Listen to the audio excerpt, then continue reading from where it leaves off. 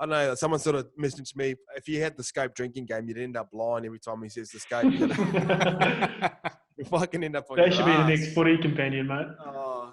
Episode 3, the show and go. We're back. We're Monday, Wednesday, Friday for these shows so we can get a bit of content out to you guys. We've got Jackson in Auckland, Ice in the office, Luke working from home as well. How's everyone going? How's the weekends, guys? Jackson? Yeah, good. It's lockdown, so weekend same as weekdays. It was all right, though. I can't believe that TikTok I sent you, that guy was actually in Auckland. That's your local, mate, that's Woolies. my local. Or what's it called? That's my Countdown. local. Countdown, yeah. Old reliable. Yeah. There's this guy like treating Woolies like a nightclub and everyone's lining up. I sent it to him. It was just happened to be the right one, Ice. What about you? Bit of board games on the weekend and filming your online course? Yeah, so I smacked out 3 days of filming for this course, about 2 modules in, so pretty exciting. Pretty good to just focus on one thing, to be honest. But yeah, a few board games. Had Normy over yesterday. We played a bit of one-on-one basketball. But I got him in the board game, so that's all that matters. Now, speaking of Normy, the big TikTok debut yesterday, not the Toosie Slide. What was the group chat about that going down? Nah, because I didn't realise he'd done it till we were actually hanging out. Then I sort of saw NRL Rose put up the meme with Wayne Bennett and all those sorts of guys. But he reckons the inbox was going off anyway, so I think he's happy. There's a strategic play behind that for sure. Yeah, he's always chasing girls on Normie. Fuck me. Did you watch that slide was so natural for him, eh? Just I like the little in. finish, the little hand up. Here he goes. Yeah, but there's a few of them. Did you see the film clip for that? Did you look at Drake's house? I haven't seen it, no. Yeah, I watched it. Yeah, I watched it. A bit of a quarantine type video clip, just sort of cruising around the house. That's all right, yeah. Smart marketing, like at this time to roll out something like that you just know that's going to go viral. He literally he got an architect. I found the architect on Instagram and there's a full that basketball court with the OVO stuff in it.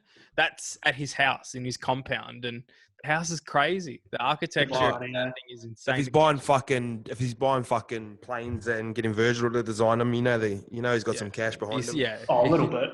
He's doing a bit better than the NRL apparently. So, what about the NBA? That came out over the weekend that they're angling to cancel it. A few reports. If the NBA is going to do that, who knows the implications of if they're having those conversations. Obviously, we're pretty early in the NRL season, but if a league like that, obviously they've got a bit more money behind them. But it's just crazy to think obviously LeBron's angling he wants his ring, and what does that mean for rookies of the year and stuff like that? Jackson, for what you've seen, what are your thoughts on if it's all done and dusted? Yeah, the NBA have kind of been pioneers throughout this whole thing. If you think about it, they were kind of the first major league to can it. And whether it's race relations or player payments rather, anything like that, they're kind of very progressive and they kind of lead the world in pretty much everything they do. So if they're talking about canning it, it's going to be like a domino effect. The EPL will be next, NFL will obviously can it, and it'll slowly trickle down here. It sucks from a fan perspective because you don't know how many more chances LeBron kind of has at this thing. He's still a freaking Iron Man and looks like he's 20 years old when he's playing, but eventually, surely he's going to slow down. And this year they were looking good. So, but with everything from coronavirus to Kobe, this whole season feels a bit funny. So I'm not entirely opposed to them getting rested. You come back next year, KD's back, all of that. So look, if they're talking about it, it's probably on the cards. The NBA doesn't report this sort of shit lightly. So in terms we'd of already be in finals. Am I right saying the NBA would already be playing finals? Yeah. Yeah, they'll be rolling into finals now. So round set 2 of finals now by now. But yeah, look, it's a condensed season for them doesn't make sense because they play so much basketball anyway. So I would anticipate probably if not this week, next week there'll be a final call on their season. They'll probably just call curtains on it. What do you reckon, Ice? Yeah, just as a Lakers fan, obviously you don't want this sort of to happen. Like you said, LeBron's playing on borrowed time, so you kind of want him to get that one ring, sort of the back off the back of Kobe dying as well. When he sort of come out with that statement, God gave me big shoulders for a reason, and it was all just shaping up. It was all just shaping up for a Hollywood type ending. They're from LA, they're from Hollywood. It's almost like a fucking movie and something they could have flipped, but.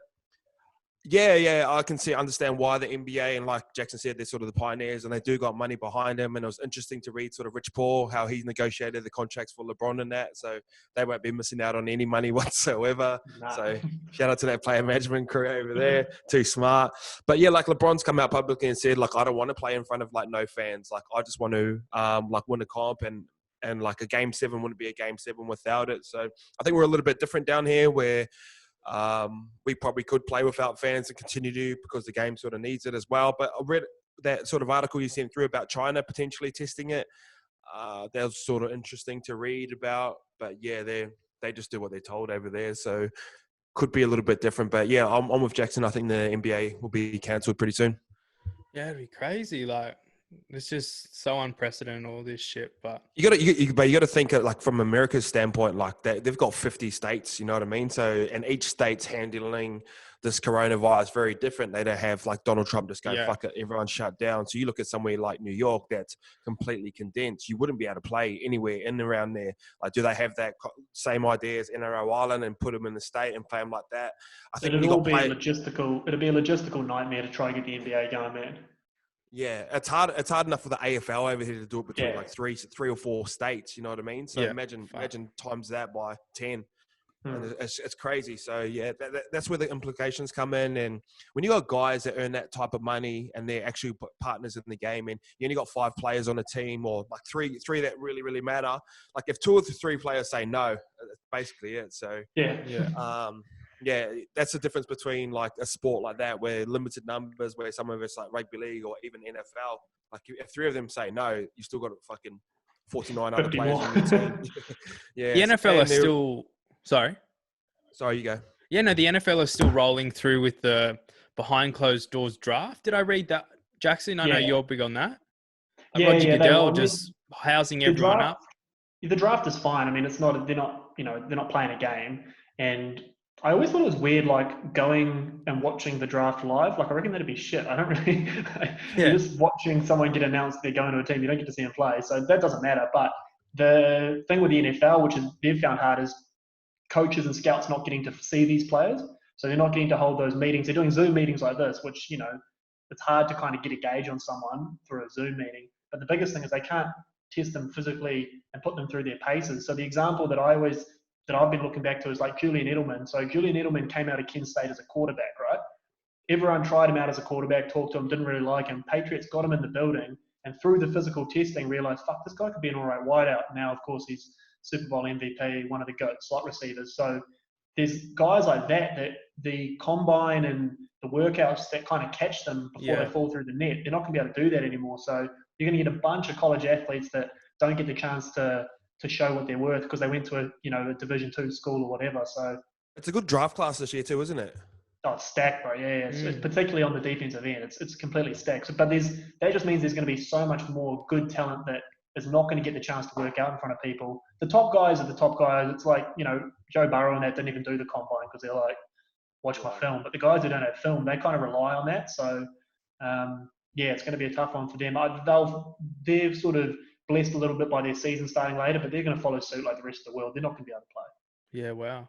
Well, speaking of college athletes, one kid that didn't go to college and took the Wollongong by storm, LaMelo Ball, has made a big play and he's bought the bloody Illawarra Hawks. Signed up Normy, first signing.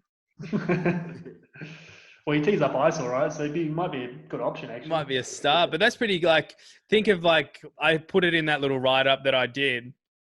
Think of all the opportunities he's had by brushing college and coming down here, all the brand deals that he's been able to pick up. And then you've got the other blokes that have just literally made no money in that time. So, and if he's buying a team, obviously that's going to attract players to come down and play here as well. So it's a pretty big move. Iceman, you're keen with Melo looking after the Hawks? From a business standpoint, I don't really get it. I don't see from a financial, purely from a business aspect, I don't see the Illawarra Hawks making any type of money. You know what I mean? So I did find it kind of weird. I think it's just kind of a flex move, to be honest. Yeah, it's just fuck. I own a basketball team, and I was reading that sort of data on how much a basketball team actually costs. it's actually, yeah, like we said, it's probably just like buying a car for him. It's just something you would just want to flaunt or something you just want to show. And like you said, like he's dodged college, not by his choice. I think I would have loved him to see go finish his junior year in high school at Chino Hills and then senior and then roll into UCLA. But obviously his dad had different ideas. But like when he was over in Lithuania, and I watched Paul and the family and that all the time, like it wasn't looking that great for him. You could see he wasn't really enjoying his basketball and stuff like that. But it does paint a different picture. It does give a different avenue for players to go. And I think with them not having March Madness as well is going to really help his cause to push him for a 1, 2, 3 spot in the draft, because once March Madness is on, like everyone's attention's there, and he would have just been sort of out of sight, and a couple players rise up there, they could potentially jag his spot. Because if you look at his history from a playing standpoint, he's never really had too many winning seasons. So last time they had a winning season was when Lonzo Ball was in high school at Chino Hills, and they went like 36-0 or something stupid like that. Off the back of that, he hasn't really won too much or been put in a position to win. And I know he put up that pretty good game back here when he was hitting up clutch shots, so he's got it in him. But like doing that down at Illawarra Hawks and compared to NBA is a lot different. I think that's one of the things. If you look at the numbers of when he was playing at Hawks versus when he was injured, they were sort of playing a bit better without him. So that's like didn't look great from that standpoint for him. Jackson, you're pretty cluey on it. Yeah, business-wise, I'm 100% with Ice. It's definitely a flex. Like, there's no money to be made at the moment in NBL basketball. But like any business, like anyone buying a business, he's obviously, or his team have obviously seen a potential for growth down here. So what him and RJ sort of represented for basketball in this part of the world is you can forego college, come down here, play against grown men, get paid. They were on a decent wicket, you know, instead of making $0 at UCLA. What are they on? What do you reckon they were on? Those two. So I wrote a breakdown of I can't pull the numbers off the top of my head, but let's say for argument's sake they were on $400,000 a year, right? Which I think is a little bit more, but let's say it was 400. The individual NBL clubs only had to pay them 200,000. The rest of the money came from, was it World Basketball or Basketball Without Borders or that growing the game thing? So it's part of a world initiative. So that's what the reason the NBL clubs all jumped at them was because you're only paying half their wicket. So it's part of the growing the game thing. And what they've shown is you can come down here, play against men, you know, even though they're not as high quality as the college guys. They're big bodies, they're seasoned vets, tricks of the trade and all that. You get paid and your draft stock doesn't drop. Because that's what everyone was worried about. They come down here, they get forgotten about, and he goes from being a projected number 3 pick before the season to, you know, 13 or whatever. His draft stock, if anything's improved. And RJ probably had a better season than LaMelo Ball, but his draft stock hasn't moved either. He's gone from, 6 or 5 to 4 or 5. So if you're a college athlete or a high school athlete looking at college versus playing down here, LaMelo Ball now owns the team. So there's an ESPN, NBA eye on this part of the world. You can get paid and your draft stock's not going to drop. It's an attractive option.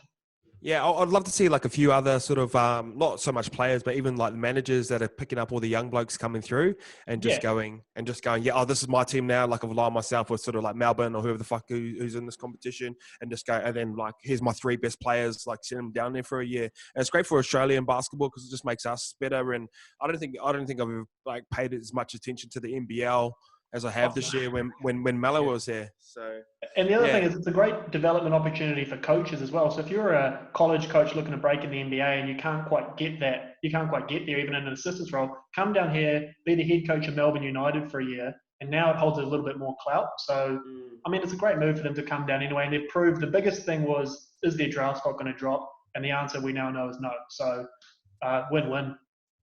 Yeah, mate. It's surely get him in for a potty if he comes in to visit the team. That's an interesting. Sorry, I just read up one more thing on.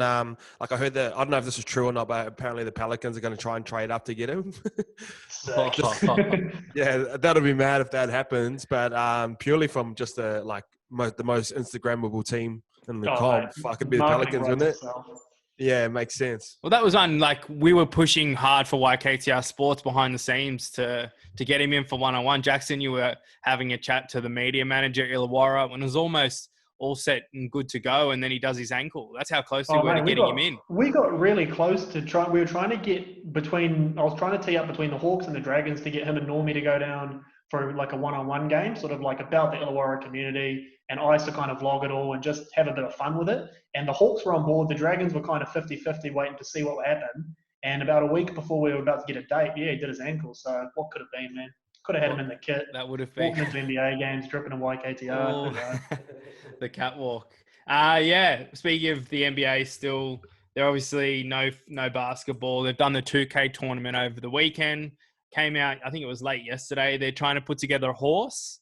So obviously if players have got their own facilities at their house and they can do shots, and I guess it might be done through Instagram Live or something like that. But I know, it got me thinking, how could the NRL adopt a similar style of content?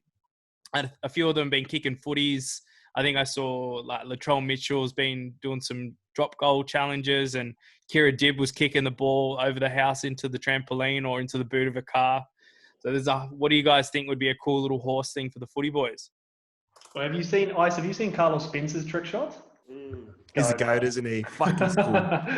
Imagine if he had Instagram back in the day, like he'd be a world athlete. Like he's fucking that cool. Holy cunt. Yeah, I don't know, man. Like NRL horse, I mean, like only seeing what the boys do at training, you'd know better than me, but like what can you do? You fuck around to a 40-20 comp, or like there's not that many cool shit. Yeah, I don't reckon there's too much that you can do. It's not like, if you think of basketball, it's one of the only sports in the world where you can get better on your own. You can practice by yourself, and you can practice shot and dribbling. Like footy, you can like a little bit, but like it's more like side, like feed. Like there's nothing really.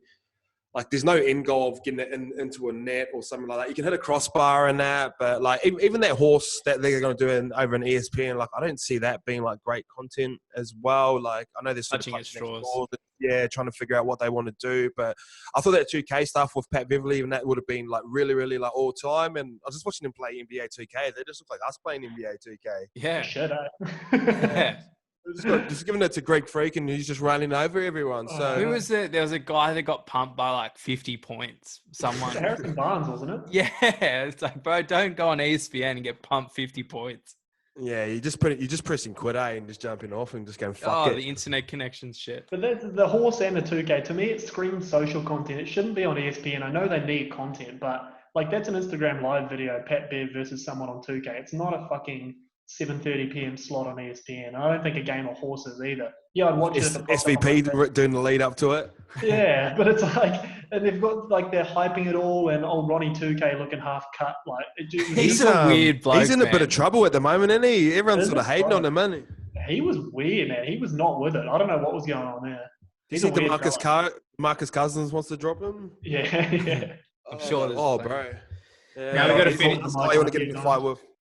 Now we got to finish. We had the Scope took the Instagram password and uploaded a little video yesterday. He's pretty cut. Bloody Scope, man.